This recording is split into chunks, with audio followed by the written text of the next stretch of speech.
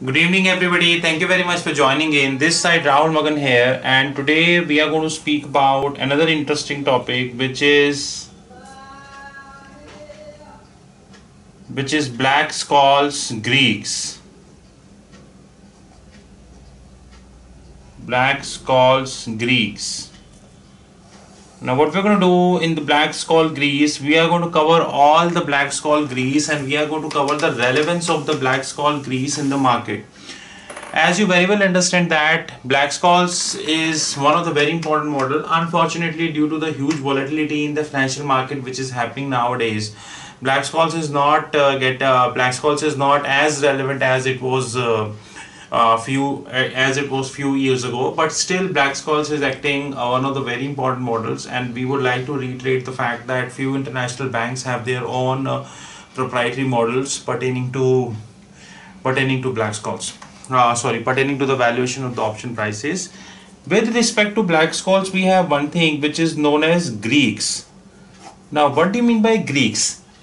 Option Greeks would help you to manage your portfolio which you done via options. I can give you hundred of theoretical definitions of option Greeks, but practically speaking, option Greeks is nothing but you are able to manage your portfolio using that option Greeks. Now, unfortunately, this is not something which we have with the forward contracts. Now, take a simple example. If you are an exporter and you want to sell $1 million today, and suppose you sold $1 million at 69, assuming, and this is for 1 year down the line, and assuming that within 3 months the INR went to 73, then you left with no option. Either you have to continue, or either you can cancel the contract, or you can pre-utilize the contract in any ways, but you're left with no option, of course. But in case of the option, you can manage your portfolio using option Greeks, and this is very fantastic. Let me tell you, this is very fantastic. You can manage your portfolio using Greeks. Now, generally speaking, 99% speaking, Greeks are in options is of two kind. Number one is the plain vanilla Greeks.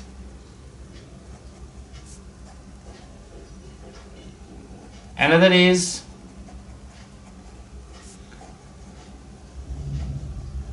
exotic Greeks. In the plain vanilla Greeks, you have like delta, gamma, theta, phi, rho, vega, and all that. But in exotic Greeks are used once you have the payoffs like digital payoffs. You have knock-in knockouts and others. Here you are going to use the exotic Greeks, and believe me that exotic Greeks is very very important. It is, you cannot underestimate the potential of the exotic Greek. That is a separate fact that, to be very honest, that the books, especially in India and in the Asian Pacific economies, they are not giving very much relevance to the option Greek, to the exotic Greeks, because they are saying that this is worthless. If we have delta, gamma, beta, theta, and all that, then why we should use that, and so on and so forth. So you know that there is a lot of stuff which these people are talking about these option Greeks. But I would say that once you are managing your portfolio and you are managing using exotics, then option Greeks will play a very important role in that regards.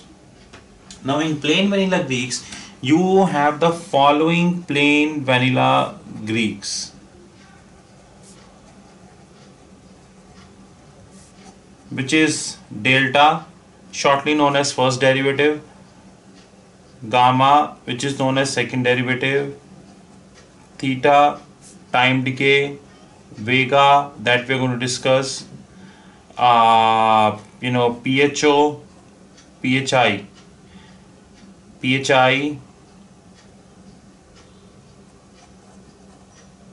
and rho. Delta, gamma, vega, theta, pho, rhi. Now, what do you mean by delta? Delta is percentage change in option price divided by percentage change in underlying. Now, this is delta is all about. Percentage change in option price divided by percentage change in underlying. Now, what do you mean by that? What is the change in the option price that we could have if there is a change in the underlying? Now take an example, you are calculating the data of dollar to CAD, dollar to Canadian dollar option price for 1 year. Then the change in the option price to the change in the underlying. I hope you remember the Black-Scholes model which we just did.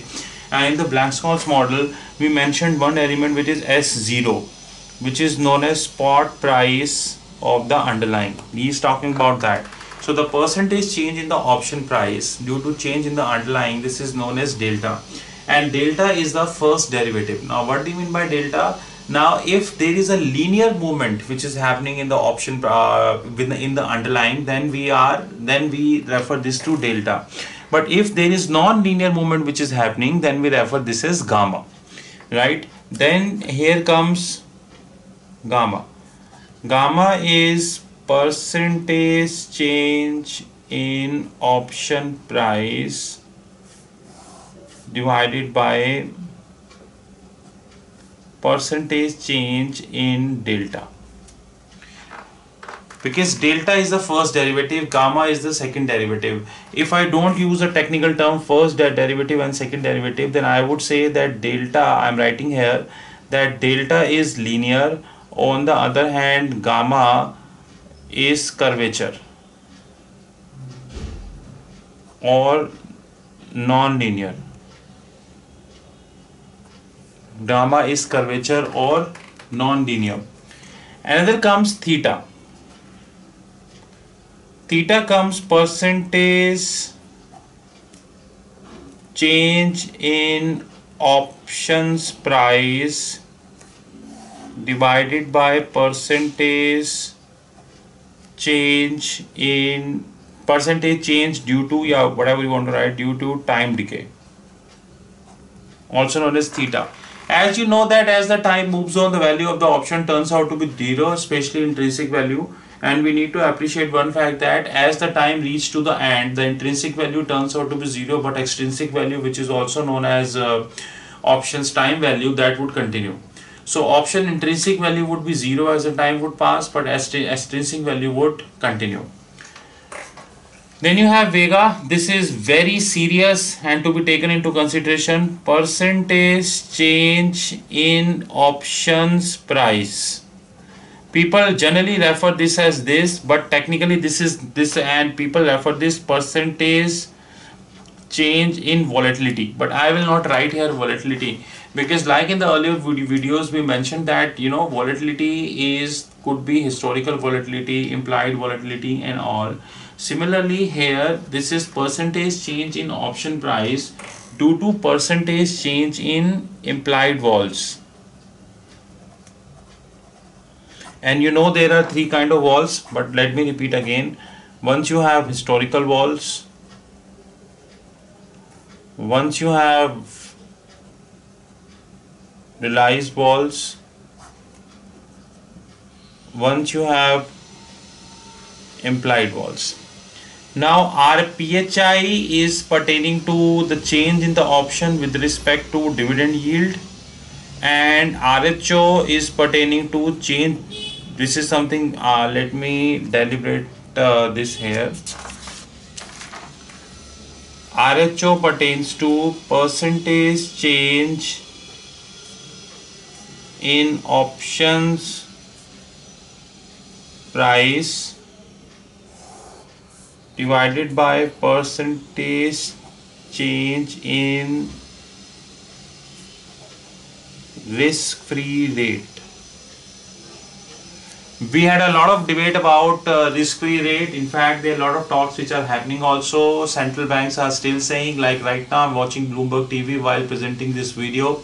It's a clear-cut message which is coming out that Switzerland National Bank President Mr. Thomas Jordan has clearly said that he is still interested in cutting more interest rate, which means Switzerland is already into negative interest rate territory, and he clearly mentioned that if economy do not stabilize or there is a requirement to stabilize the economy, then Swiss National Bank will not think twice before cutting the interest rate to further into negative territory. And believe me, if this would happen, then it is not a good show for the world economy, because if this would happen, then in that sense it means that more negative territory on the way interest rate move to negative direction. Henceforth, this PRHO, which is percentage change in the option price due to percentage change in the implied vols, this is very important, and not very important, this is something which we need to consider. Unfortunately, we still continue to believe that there is an interest rate.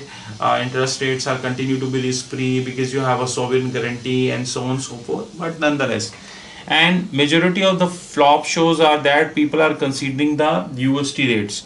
UST rate stands for United States Treasury rates. Like you say as a government security, here we say as a UST.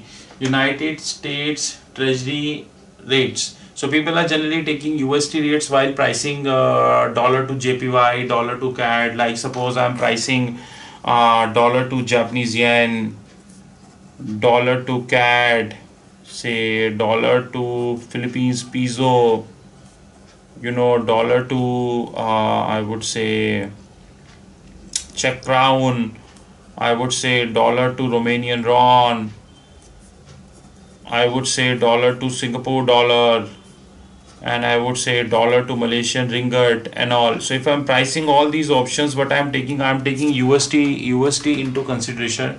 On the other hand, once I'm pricing the other side, like if you carefully see, Tokyo is in the negative interest rate territory. Let us take that also. USD CHF, which is Swiss. USD CHF is in the negative interest rate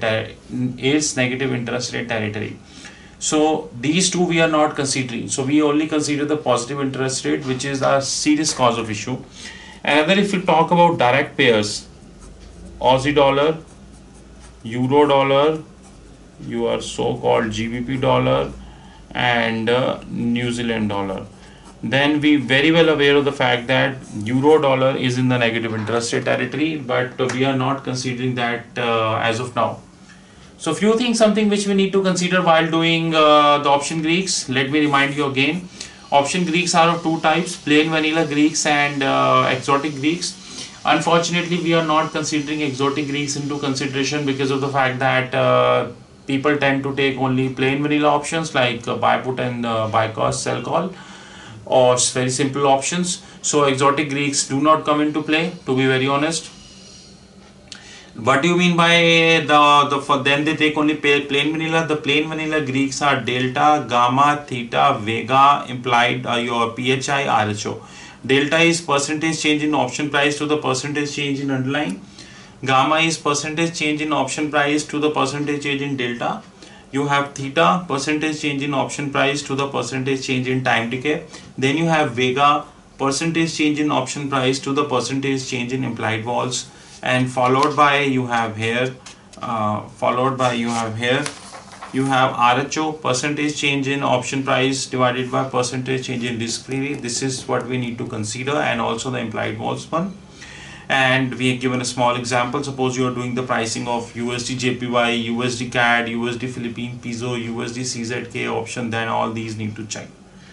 So this was for today, and I hope you like this video. We continue to deliver more such videos to you. We currently sitting roughly 188 videos, and by December we are expecting it almost 250 videos. And we are very pleased to share that we are coming up with our own website, and website is coming soon. Our contact details are known to you: treasuryconsultingllp@gmail.com. My mobile number is 9899242978. My Skype contact is Rahul5327, and my Twitter ID is @Rahul Magan 8. We thank you very much, and hope to see you soon. Thank you. This side Rahul here from Treasury Consulting.